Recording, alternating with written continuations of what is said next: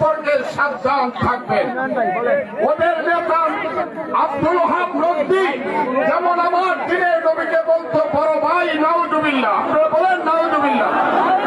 এইসব জামাত ইসলাম ওহাবি যারা আমার দিনের নবীকে সম্মান করে না, আমরা এই দেশে তাদেরকে সম্মান করি না। আজকে যিনি এসেছেন তিনি কথা বলবেন।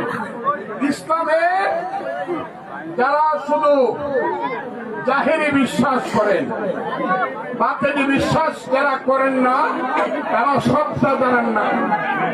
ইসলামের মূল ব্যাপার 1 to 5 + 5 হলো শরীয়ত,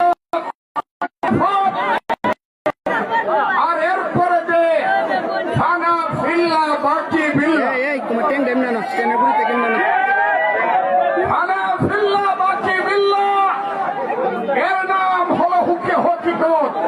এর সাথে আমার স্রষ্টার সঙ্গে আমার সৃষ্টির সম্পর্ক সৃষ্টি হয়। যার কাউকারি হয় না, যে মেলুদুনি জানে না, যে তাসাউফ জানে না, সে শুধু এই দেশে ইসলাম যারা বলে, আমি বলি ইসলাম হলো মহাসাগর, পুকুরের মধ্যে ইসলামকে বন্দী করা যাবে না। ইসলাম হলো মহাসাগর, সেই মহাসাগরের একজন মাঝি, আমার ইসলামের মাঝি আমার এলাকায় এসেছে।